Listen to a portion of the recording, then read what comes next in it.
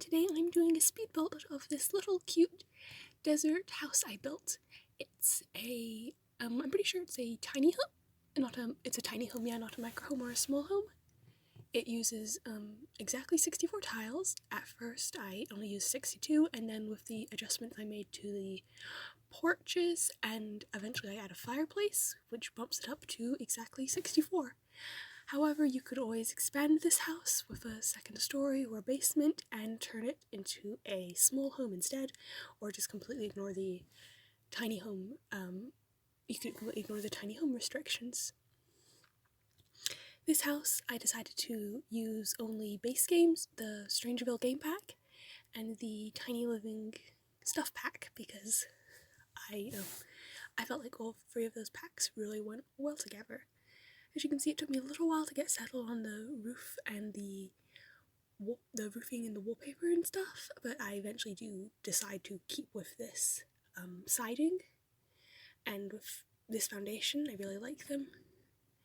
And my cat is helping me do this voiceover, so if you hear rustling, that's her. And yeah,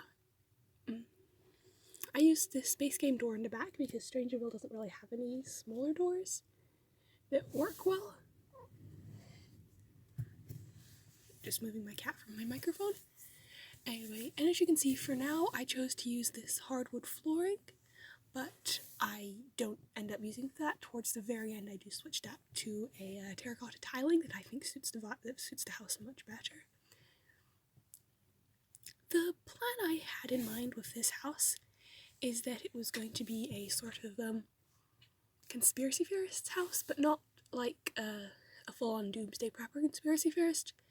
Just someone who has a day job and in their spare time reads all about these different conspiracy theories that they're sure are affecting them.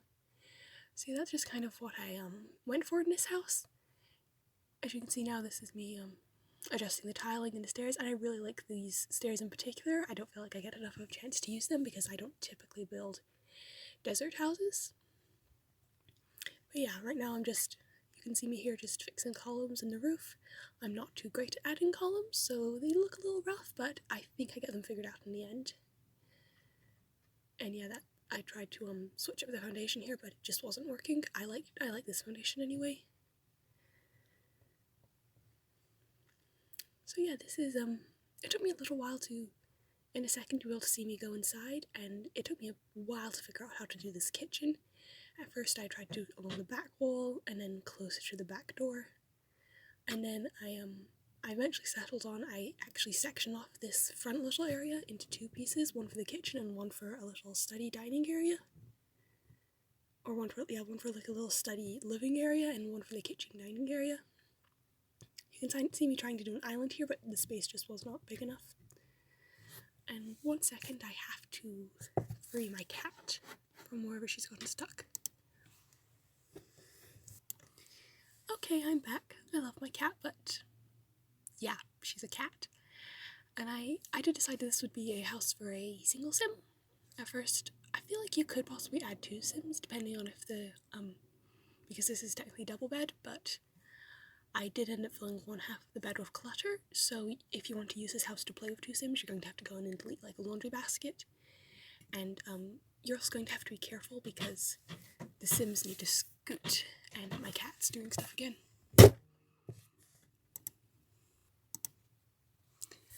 And now you can see that I did the landscaping here. I just chose a couple of these grassy plants and this one Strangerville. I don't know what exactly it is. It's one of those spiky plants that really hurts when you touch it. I don't know exactly what they're called. It's not like a cactus or succulent, but it reminds me of them. I don't know plants. Yeah, anyway, and I used this grass bit because at first I could not find that tall leafy grass that you can kind of see in the background, so I just decided that this would work for right by the house. And I didn't completely line the house with plants because, you know, this is a desert. There's not that much arable land, but I felt like near the house there'd be enough shade, and perhaps the person inside really likes her plants, so she just takes care of them. And yeah, this is where I did find these tall grassy things with the seed heads on them. Seed heads, flowers, I don't know.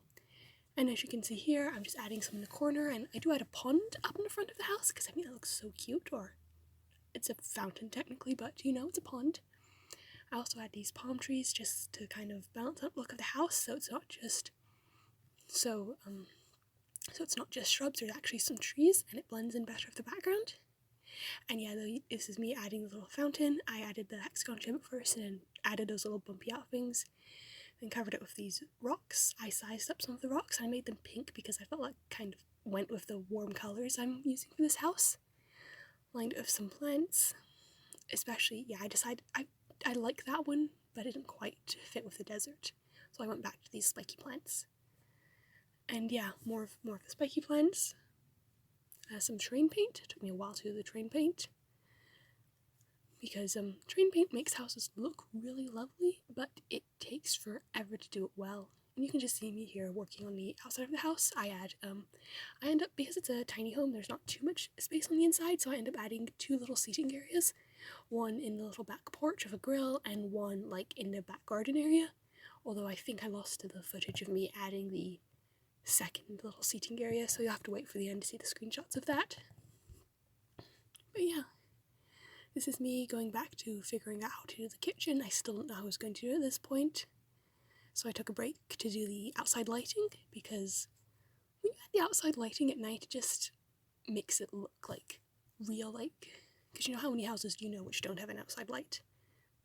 Because that's ridiculous. If you need to go out at night, you just fall and die or something, so you need your outside lighting. I don't know, it's just a little nice touch, and besides it makes the house look so pretty at night when you play with it. You know, this is me back to finding clutter and stuff. It took me forever to figure out how to work that fruit bowl in. And I did in the end, not where I thought I would place it. I finally figured out a place for it to go, like, in the last 2 minutes of the video, so it's just going to be shifting around a lot until then. Oh yeah, and that's me switching the door for the porch, because I was having so much trouble getting this kitchen to work. I decided I may as well try shifting the shell bit to see if that helps. And I changed the shell bit from here too, because again, this kitchen gave me so much trouble. It just did not work. And yeah, this is the layout I was mentioning. This is what actually started to work out, is when I sectioned off the kitchen and put a little archway through. And I do change that brick there, not that one. Yeah, I put a white brick to start with, but then eventually I changed it to something a little more darker, because this isn't really like a light modern-y style house, although it does have some modern-y style furniture. I figured the person who lived in this house was a bit eclectic, because, you know, conspiracy theorist. Plus, we didn't have a single architectural design they particularly liked, so they just kind of collected pieces of furniture as they moved through their life, and this is what they've ended up with. Yeah, fixing the train paint a bit. I always love adding that shadow by the path. I feel like it adds a lot of realism, because it's not just really abrupt stone to desert, it's stone, some slight dust from the stones, then desert. And yeah, this is a little kitchen. This is the I switched that bed eventually because the yellow just does not work. The yellow is way too light. And yeah, this is me. I eventually, pretty sure I did decide on these lights. Yeah, I'm pretty sure I decided on these lights in the end. And the living room took a bit of effort. It's hard because I was using base game Strangerville and Tiny Living, and the Tiny Living furniture just didn't seem to work out too well in this, except for that desk. So I eventually used that base game brown kind of raggedy couch. Not quite raggedy, but it looks like it's been used before, not just straight out of a Pinterest catalog. Do you guys know what I mean? But anyway, and then here is me just doing the front entrance. It took me a while to get the rugs right.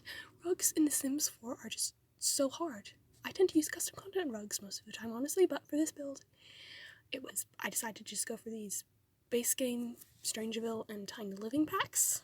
And so I obviously couldn't use custom content, and besides, I don't know where I got this custom content, so linking it for the gallery, linking it so other people could use it would make that a little bit awkward if I used custom content, because it's just like, here's this house.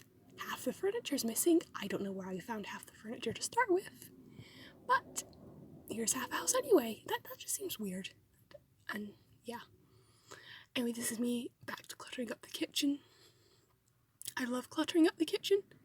One of my builds, I will just sift through the debug menu for hours just finding clutter and all these little things that just make the kitchen look more lived in. Oh yeah, this is the as you can see, I've figured out that layout for the bedroom finally. Oh, and then on top of the fridge, I always like adding pots and pans on top of the fridge. I was going to add that cupcake tray, but then it filled itself with cupcakes, and that didn't make any sense, so I just moved to the regular tray. Those trays, once you place them down, you can't actually move them, which is super weird, those debug live edit trays. It's totally weird, I don't know why you can't. But you can't anyway, so you have to be super careful when you place them down. And yeah, also that rug in the kitchen, I really like that rug, but I didn't realize it was a debug rug, but for some reason your Sims won't walk on it, which made the kitchen unusable, so I ended up having to switch that out with a tiny living rug during the playtesting, which is a shame because I think it's a really cute rug, and I wish we had a rug like that in the game that was actually usable, you know?